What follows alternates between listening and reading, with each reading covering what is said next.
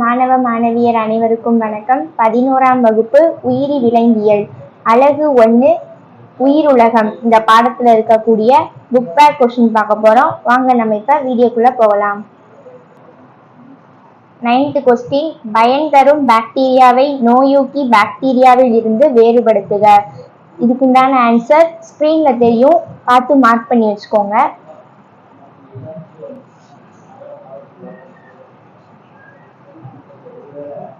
Next 10th question, கோவேறு கழுதை ஏன் மலட்டுத்தன்மை உடையதாக உள்ளது?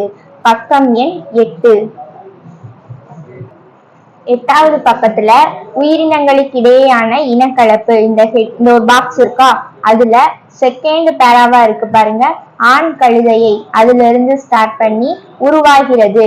இது வரைக்கும் 10வது கொஸ்டினுக்கு உண்டான ஆன்சர். நெக்ஸ்ட் 11வது கொஸ்டின், ஃபெலிடே குடும்பத்தின் 5 முக்கிய பண்புகளை எழுதுக. 11வது கொஸ்டினுக்கு உண்டான ஆன்சரும் ஸ்கிரீன்ல தெரியும், எல்லாரும் நோட் பண்ணி வச்சுக்கோங்க.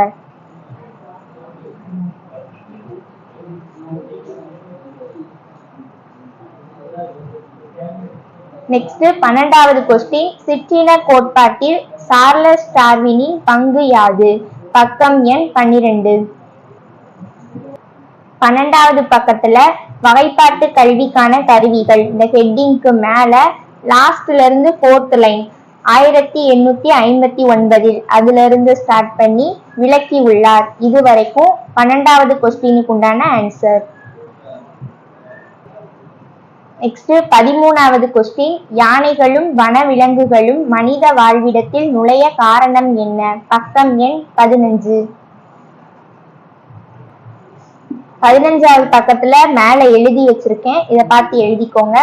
உணவு பற்றாக்குறை, தகுந்த சூழ்நிலை, உணவு போராட்டம், தண்ணீர் தேவை, கொன்று தின்னும் விலங்குகளின் பாதிப்பு போன்ற காரணங்களால் மனித வாழிடத்திற்கு வருகின்றன. இது 13வது கொஸ்டினுக்கு உண்டான ஆன்சர். 14வது கொஸ்டின், விலங்கு காட்சி சாலைக்கும் வனவிலங்கு சரணாலயத்திற்கும் உள்ள வேறுபாடு யாது? இந்த கொஸ்டினுக்கு உண்டான ஆன்சர் ஸ்கிரீன்ல தெரியும், நோட் பண்ணிக்கோங்க. நெக்ஸ்ட் 15வது கொஸ்டின், நவீன மூலக்கூறு கருவிகளை கொண்டு விலங்குகளை அடையாளம் கண்டு வகைப்படுத்தலாமா? ஆன்சர் நவீன மூலக்கூறு கருவிகளை கொண்டு விலங்குகளை அடையாளம் கண்டு வகைப்படுத்தலாம் எழுதிட்டு நெக்ஸ்ட் பக்கம் எண் 13ல இருக்கு.